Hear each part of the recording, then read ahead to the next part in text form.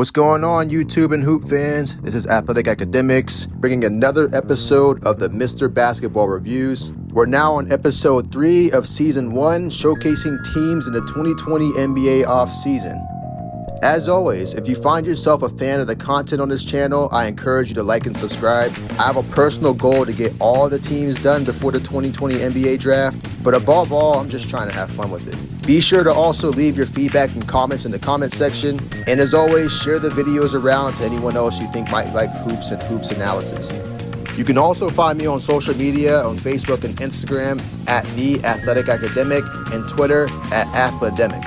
So episode 3 brings us to the Minnesota Timberwolves. Per usual, we're starting out with a quick overview of the season on what impacted the team, a run through of their performance, a look into the head coach, the franchise players, and the team roster structure, analyzing the team financially and looking into any moves they can make this offseason and in the draft, and to finish off with some future projections.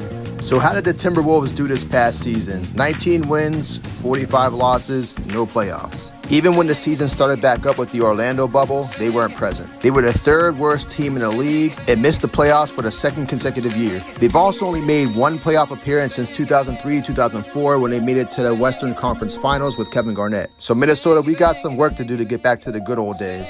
So what did happen to the Timberwolves this past season? Well, they were hit with a rash of injuries to start off. Karl Anthony Towns missed 27 games, and anytime you lose your franchise player, you're gonna have a bad time. Wiggins and Teague, who are two of my starters, they missed a handful of games, but they're no longer on the team after moving on during the NBA trade deadline. Then we got some interesting team dynamics. The Timberwolves missed a true, consistent playmaker at the point guard position.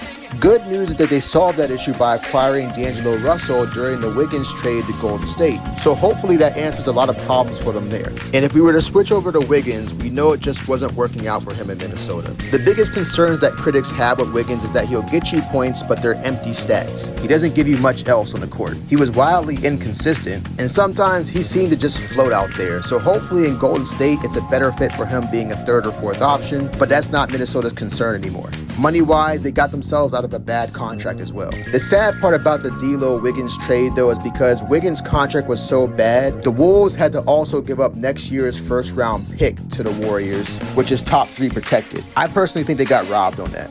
Anyways, moving on. The Timberwolves lacked experience and leadership. They were the youngest team in the NBA with an average age of 23.8 years, which means they lacked some wisdom and foundation from a lack of veteran depth. They also lost some other key players in the team via trade. Dario Saric was traded to the Phoenix Suns last summer for the draft rights of Jarrett Culver. Gorgui Dieng was traded to Memphis. And Robert Covington, the team's best defender, was traded to Houston before the trade deadline. As for the head coaching and front office decisions, I've never been a fan of Glenn Taylor as an owner. This dates back to the late 90s, early 2000s, where he cost the Timberwolves franchise a plethora of draft picks during the Joe Smith saga. So although that was a long time ago, that was about 5 first-round draft picks that the Timberwolves lost, which is a big reason why this franchise is where it is today. Even Garnett's not a fan of Glenn Taylor, and he doesn't even want his jersey retired with the Timberwolves, going as far to call Glenn Taylor a snake. That says a lot coming from the best player that ever played for your franchise.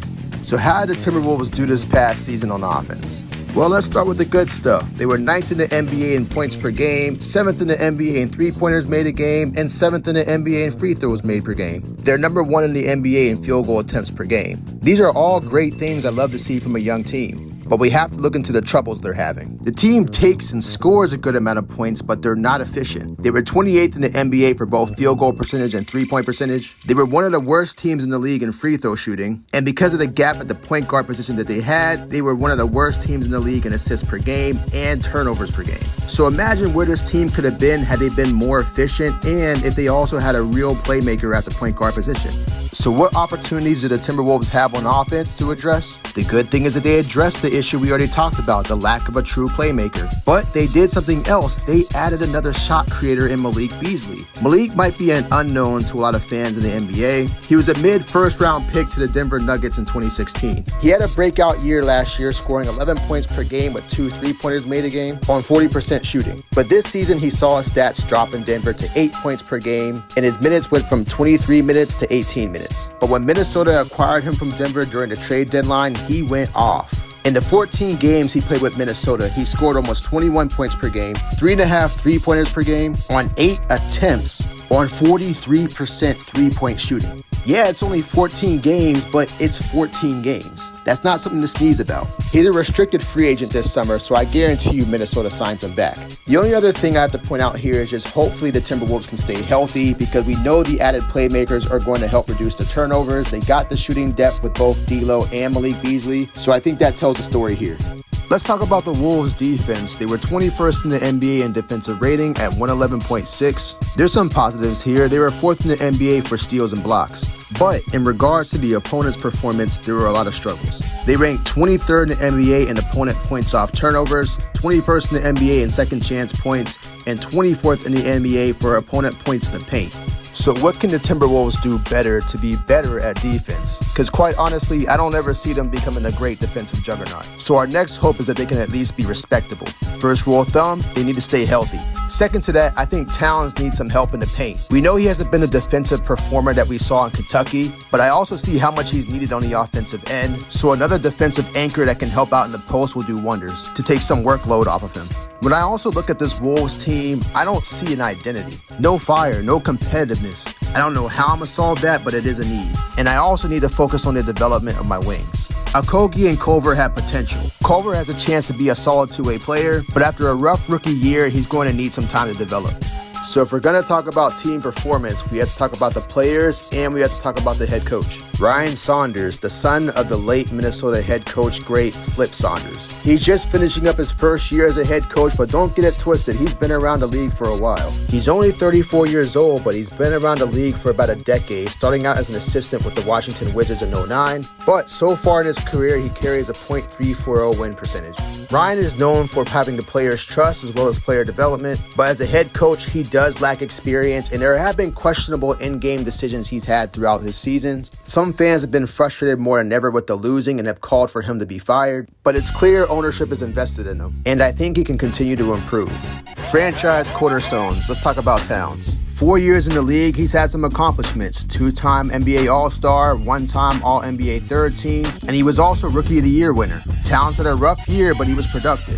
4th in the league in points per game, 11th in total rebounds, 4th in assists when compared to centers, and the wild stat I had to put out, he was 10th in the league in three-pointers made at 3.3 a game. Let's talk about that for a minute. Towns made 114 threes this year. Had he not got hurt and if the league played 82 games, he was on pace to make 267 threes. He was on par with Ray Allen's regular season mark of 269 threes in 2005-2006. And get this, they shot the same percentage from three. Ray Allen is one of the best shooters who have ever lived. And Towns is doing this as a center. He's a unicorn in every sense of the word. He's an offensive juggernaut, maybe the best offensively gifted center of all time. And he's a skilled ball handler, but he does come with his issues.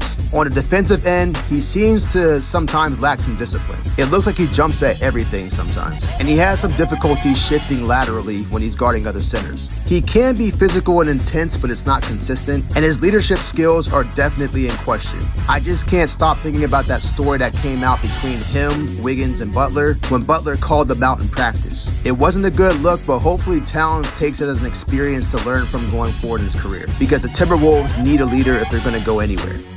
And then we have our newest franchise cornerstone, D'Angelo Russell, the one-time All-Star who's rebuilt his career off of a rough start. This year was a weird one for him because he was kind of in limbo being on that Golden State Warriors team. And everyone knew it was only a matter of time until he was traded. For the struggling and injured-riddled Warriors team, he averaged 23 points per game. He was 6th in the NBA in three-pointers made per game, averaged 6 assists and 1 steal. D'Lo is a below-the-rim player, but he carries a lot of skill. He's a dangerous scorer that has a high IQ that plays at his own speed. And although he can have a tendency to look for his own shots, he has very, very good passing and playmaking skills. And we know brief in his career, he has shown skill in the clutch. His deficiencies come on the defensive end. Because he's not a stellar athlete and his attention to detail isn't always there, he can become a liability. And his shot selection leaves a lot to be desired many times. And most importantly, we know in the beginning of his career, he had some difficulties in the leadership department. I'm not going to go into detail on that because we all know what happened. But hopefully, the leadership he experienced experience during his tenure in the Warriors organization can translate over to the Timberwolves. So what's Minnesota's roster looking like this offseason? There's some players whose contracts are up. Evan Turner's a capable veteran that came over from the Hawks, but after his issues with Achilles and other injuries, I'm probably not going to bring him back. James Johnson has a player option that's a no-brainer to opt into this late in his career, but he could be a valuable trade bait as an expiring contract. We know we're committed to keeping Beasley, and he's a restricted free agent, and we can match whatever teams give him. And I would keep Juan Hernan-Gomez. He too came over from that trade in Denver with Malik Beasley, and I think it could be a solid backup. In his 14 games with the Wolves, he averaged 13 points and 2 3-pointers made a game at 42%. So he would be an added asset to my bench. Reporting on the Timberwolves financially, let's start with the salary cap. The league set the salary cap maximum at $109.1 million, short with the $115 million projection, and we know why. The Wolves have 11 players under contract that total $95.5 million. They have $685,000 in dead money, and their salary cap holds total $54.2 million. So they're allocated at $150.3 million, or $41.2 million over the league salary cap maximum, which is 22nd in the NBA. Now, how much flexibility do they have with the luxury tax? The league luxury tax threshold is set at $132.6 million, short of the $139 million projection. The Wolves have $96.1 million in taxable salaries, including the dead money from the previous slide. And when we take the variance between this number and the luxury tax threshold, the Wolves have $36.4 million in luxury tax space, 9th in the NBA. So there is some room to play around with. The Wolves do have some contracts that they have to start thinking about extending, but these qualifying offers don't come up until 2022. So anything can happen between then. So if I'm the Timberwolves, if there's anybody that I'm going to consider in free agency, it's going to be Brandon Ingram. The third-year man with the New Orleans Pelicans had a breakout year. Made his first All-Star appearance and also won Most Improved in the league. He was 13th in the NBA in points per game and 25th in the NBA in three-pointers made, and he shot pretty well from three-point range. The Timberwolves could put up points, but they weren't so much accurate with it. So Ingram can bring that to the table and also be a great floor spacer. This would help Towns a lot, and he's a very capable playmaker. But defensively, he has his deficiencies too. He has the length, but he's not a strong player at all. Sometimes I look at his playmaking because he was sort of a gunner at times in New Orleans. He could get tunnel vision. And weirdly enough, sometimes it looked like he was trying to compete with Zion. And he's a quiet guy. It still remains to be seen if he's a leader. It might be hard to get him because he is a restricted free agent, and New Orleans is going to do what they can to bring him back because they're such a small market and they're not going to get top free agents like that. But if I'm the Timberwolves, I give him a max. Now, if there's some offseason trades to look into, I'm going to say one that's been said many times, Devin Booker. Booker has quickly turned into one of the best young players in the league. Fresh off his first All-Star appearance, he was 12th in the NBA in points per game, 20th in assists as he had to take up a lot of playmaking responsibilities with the Suns, and he's held his own, and 9th in free throws made per game. Booker, Towns, and Russell for the longest have tried to speak into existence them playing together at one point in their careers, even so far as saying this during a Slam magazine cover in 2016. They've all been very close since their AAU days. Devin would no doubt bring his playmaking and scoring skills to the Timberwolves, and of course it would bring another star presence to the Timberwolves, as we know is a market that is not a major free agent destination. My concerns of course are on the defensive end. He's not going to help the Wolves in this department, and they really need it,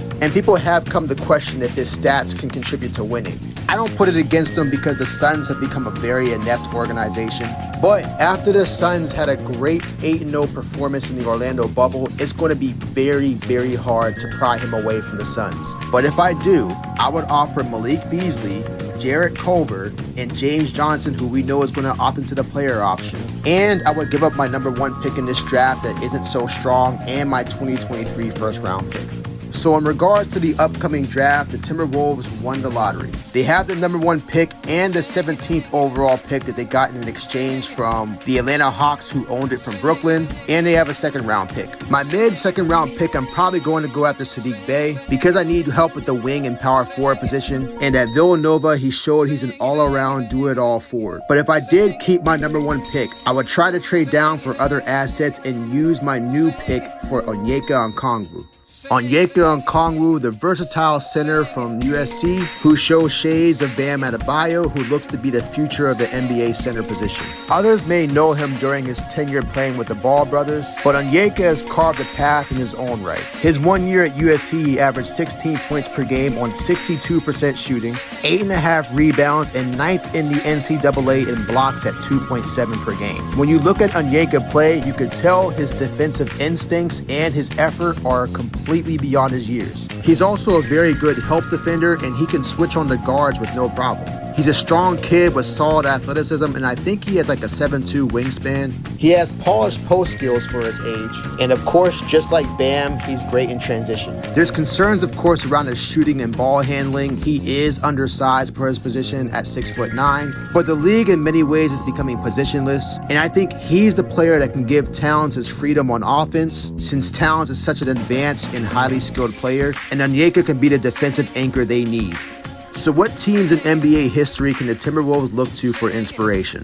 Well, if they go with Onyeka, I like the New Orleans Pelicans from 2017-2018. That team was truly dangerous on offense. Before Cousins tore his Achilles in that year, the team was 3rd in points per game, 9th in three-point percentage, 13th in three-pointers made, and number 2 in assists. They also had Rondo on that team, which D'Lo can fulfill that passing and playmaking role. And that team wasn't great in defense. They were 22nd in defensive rating, but hey, like we said, we don't expect Minnesota to be a juggernaut on defense. For current teams, the Miami Heat, I've spoken about them before.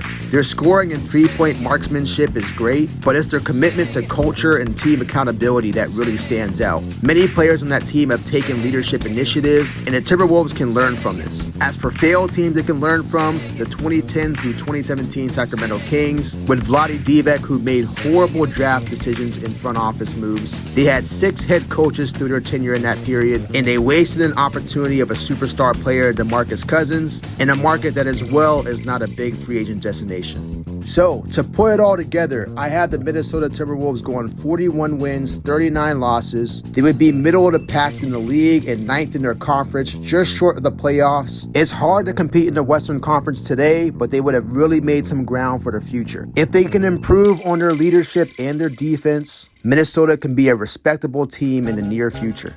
Well, that concludes episode 3 of the Mr. Basketball Reviews starring the Minnesota Timberwolves.